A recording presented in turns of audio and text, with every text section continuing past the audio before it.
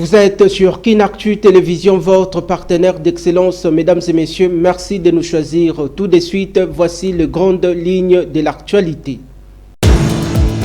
C'est historique, le gouvernement congolais décide de sauver le Daring Club Motema Pembe au regard de sa situation financière. C'était à l'issue de la rencontre entre le ministre des Sports et Loisirs de la République démocratique du Congo et les administrateurs de ces grands clubs de la capitale. Vous en aurez de plus amples détails dans ces journaux. Des réactions fusent de partout après la comparution de l'ex-ministre de la Justice à la Cour de cassation sur l'affaire Frivao. Le membre de la NOJEC hausse les tons et exige sa libération immédiate et sans condition. Les contenus à suivre dans le minute qui suivent.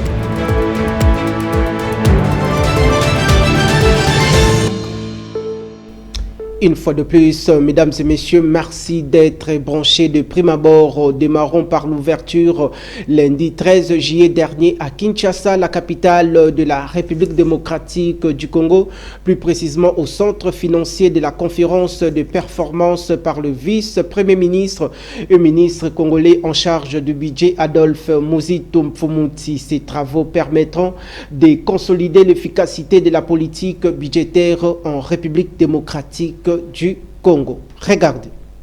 Pour cette première journée des travaux, le vice-premier ministre a tenu dans son mot d'ouverture à fixer le cap.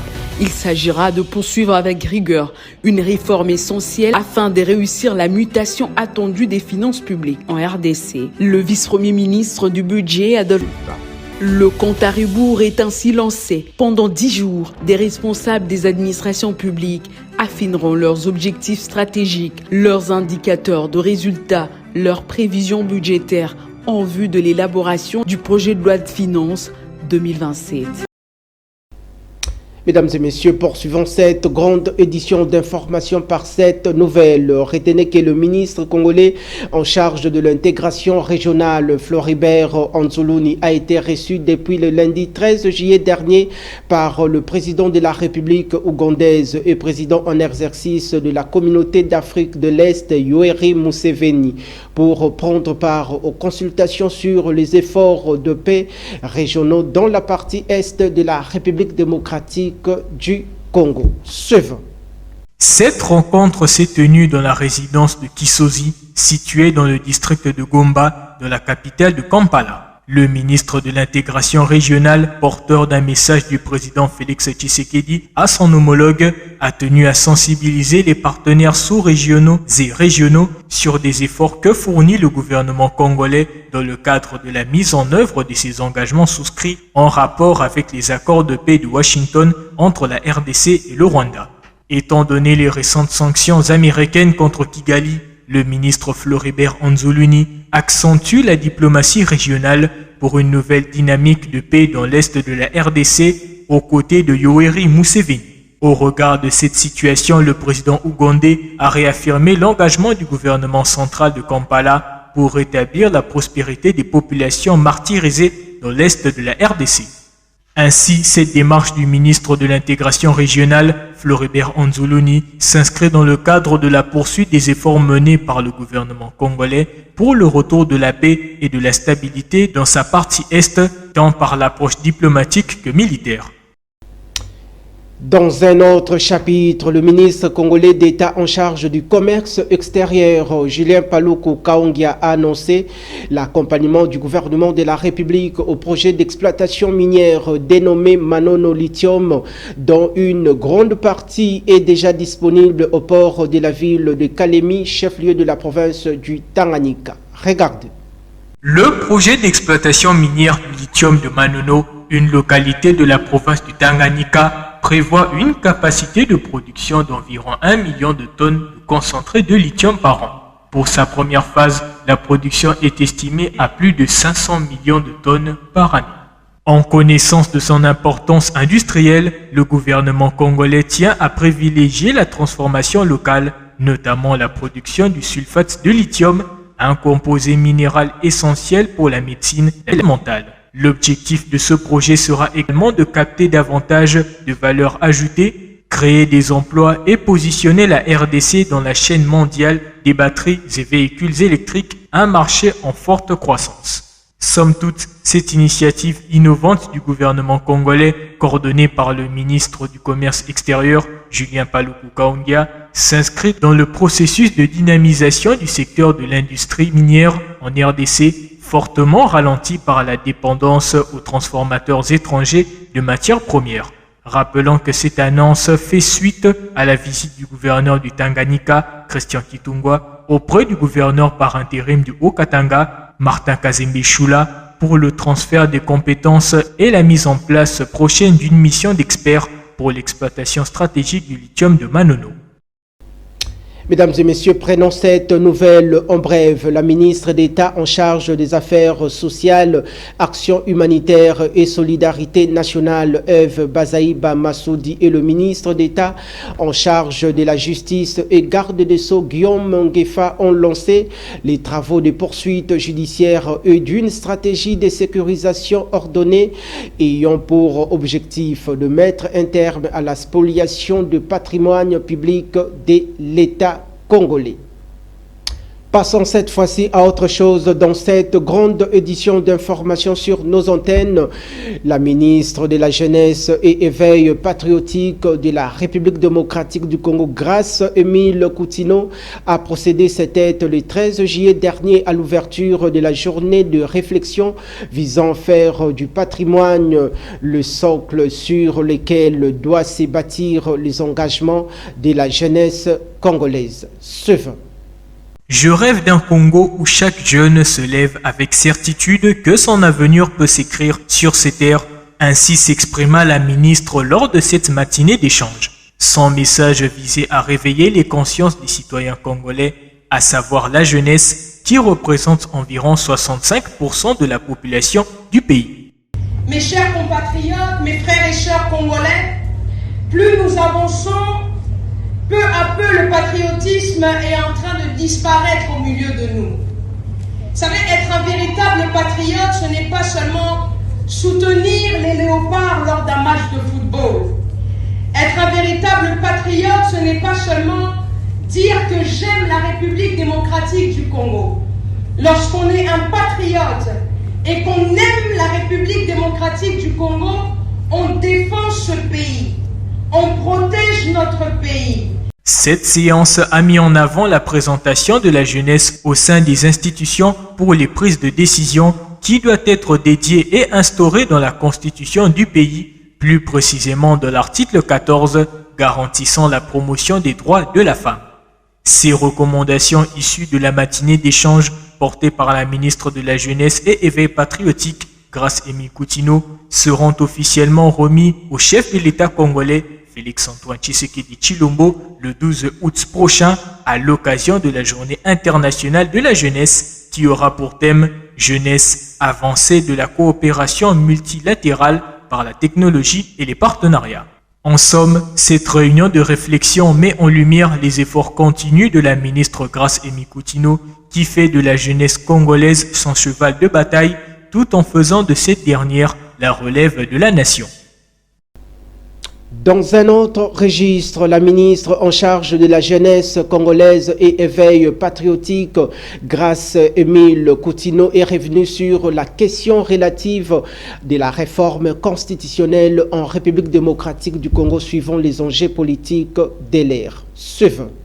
Vous savez, ici en Afrique, ou dirais-je même en République démocratique du Congo, on a cette chose-là où quand on ne s'occupe pas de la politique s'occupe de nous. Alors, soit, depuis toutes ces années, nous allons continuer les années où nous attendons que la politique s'occupe de nous. Et nous avons vu le résultat. Lorsque la politique s'occupe de nous, ben, les jeunes ne sont nulle part. Alors que c'est le moment maintenant de se dire, on va s'occuper de la politique, quel que soit notre secteur d'activité, afin que la jeunesse puisse enfin se retrouver. Mais pour ça, frères et sœurs, chers compatriotes, c'est ensemble que nous devons faire ça. Nous devons dire un jour à nos enfants que vos oncles que vous êtes, vos tantes que vous êtes, ont écrit une histoire pour ce pays pour vous. Mesdames et messieurs, abordons cette fois-ci autre chose dans cette grande édition d'information sur nos antennes. Les femmes et les jeunes filles de Burungu en territoire des Massissi plaident pour la création d'un espace sécurisé qui leur serait exclusivement dédié. Elles estiment qu'une telle structure constituerait un cadre d'écoute. Suivez.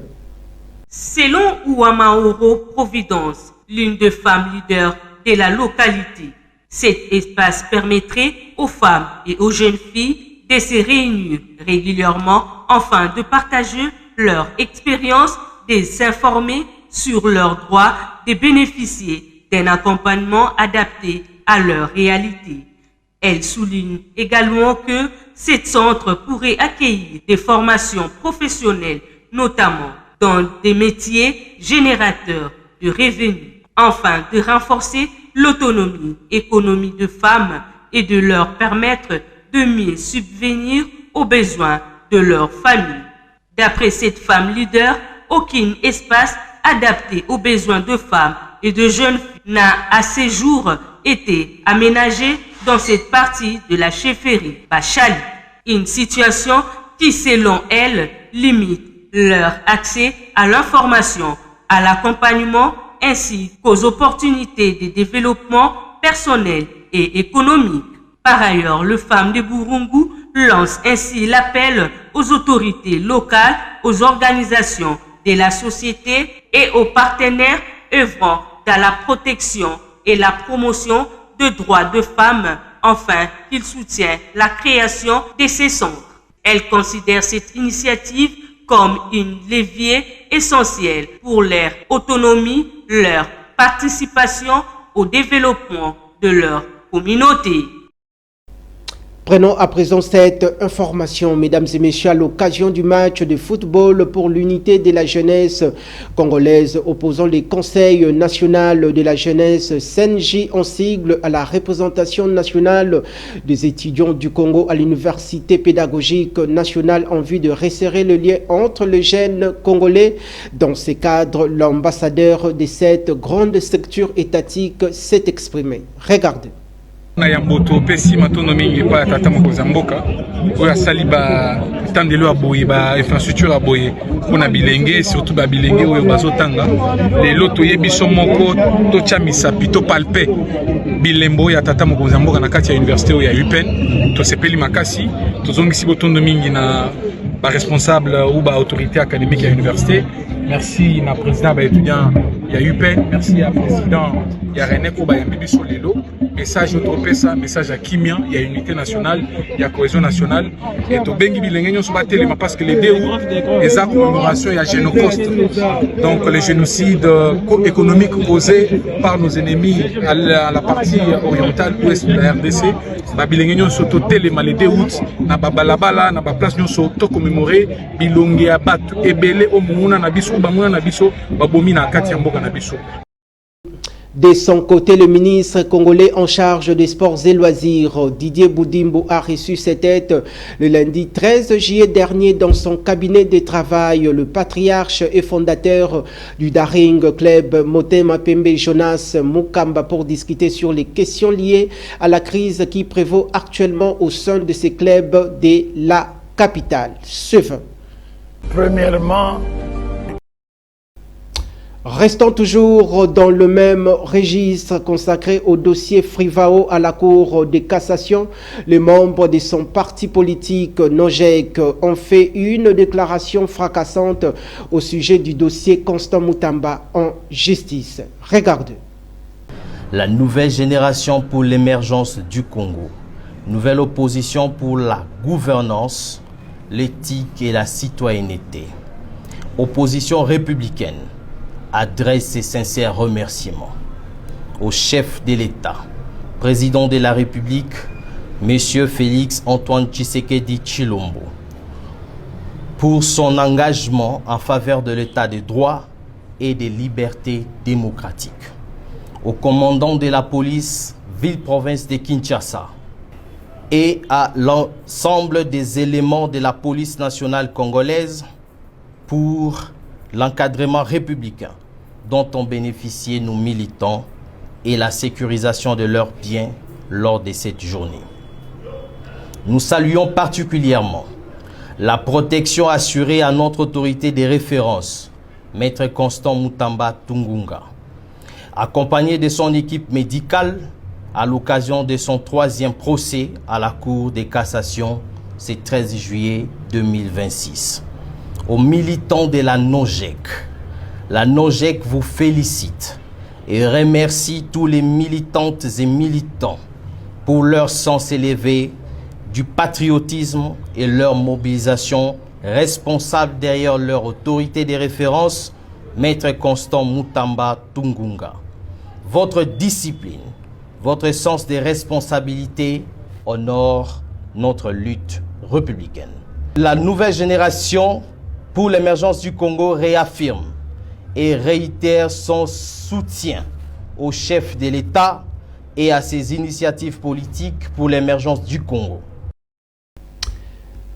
Prenons cette fois-ci cette information internationale. Notons que le gouvernement russe, par l'intermédiaire de son ministre en charge des affaires étrangères, Sergueï Lavrov, accuse l'Ukraine de figurer parmi le soutien extérieur de la rébellion de l'AFC et du M23 dans la partie est de la République démocratique du Congo. Page nutritive dans cette grande édition d'informations sur nos antennes. Notre consoeur Ruth Mboa nous fait le point sur le bienfait de la carotte. Suivons.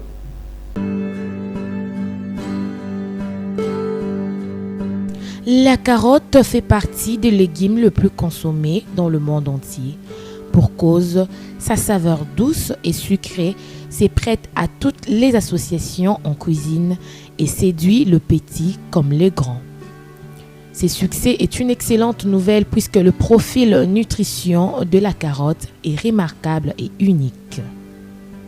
Elle regorge des vitamines et des minéraux essentiels pour la santé, parmi lesquels nous pouvons citer la vitamine A, vitamine B6, vitamine K, vitamine BD, vitamine C, vitamine E, le fer, le phosphore, le potassium.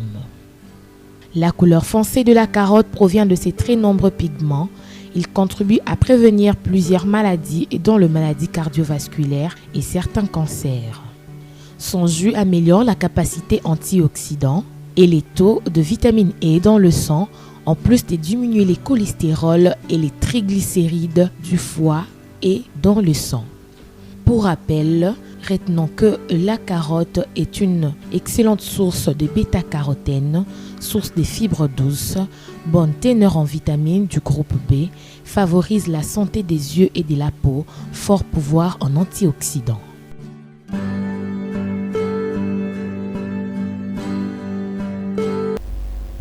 Sur le plan météorologique, en République démocratique du Congo, plus précisément dans la mégapole quinoise, mesdames et messieurs, sachez que ce mercredi 15 juillet de cette même année en cours, de jolies éclaircies parsemeront le ciel dont la température sera de 30 degrés Celsius. La force du vent oscillera aux alentours de 6 km par heure, tandis que dans la soirée, le temps sera envahi par de nuages. La température sera de 29 degrés Celsius.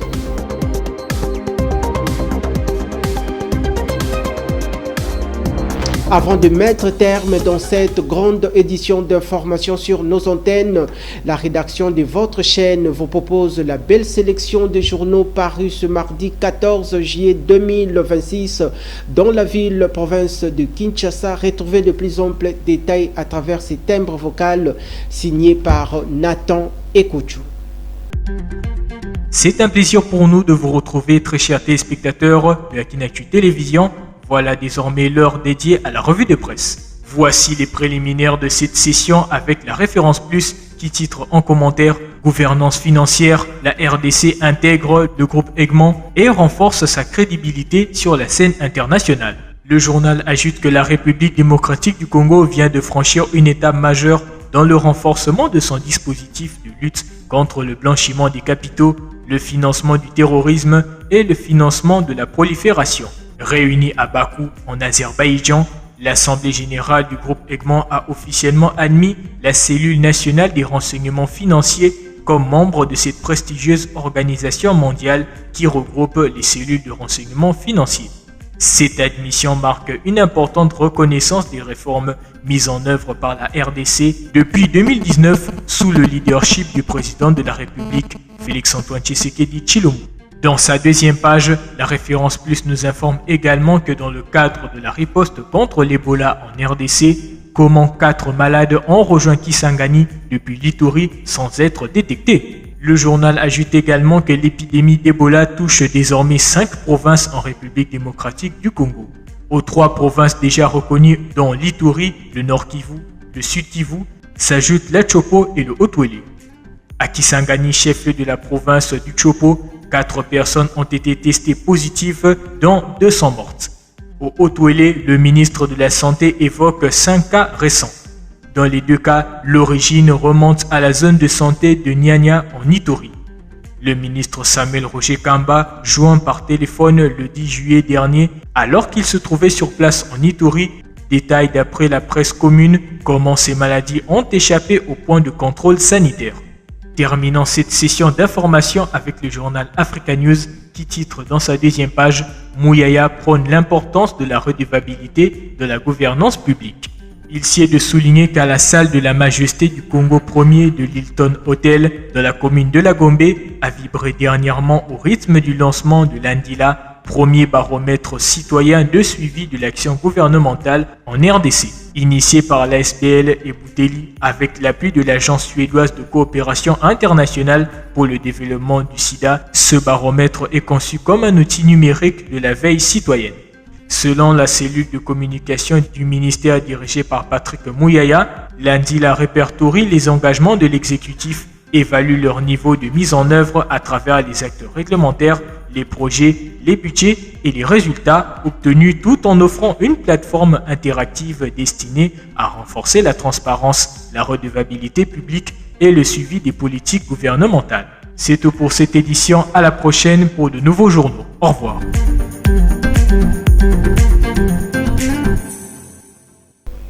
C'en est fini pour aujourd'hui, mesdames et messieurs, vous étiez nombreux à nous suivre bien avant de vous quitter. Place au rappel des titres. C'est historique, le gouvernement congolais décide de sauver le Daring Club Motema Pembe au regard de sa situation financière. C'était à l'issue de la rencontre entre le ministre des Sports et Loisirs de la République démocratique du Congo et les administrateurs de ces grands clubs de la capitale. Vous en aurez de plus amples détails dans ces journaux. Des réactions fusent de partout après la comparution de l'ex-ministre de la Justice à la Cour de cassation sur l'affaire Frivao. Le membre de la NOJEC hausse les tons et exige sa libération immédiate et sans condition. Les contenus à suivre dans le minute qui suivent.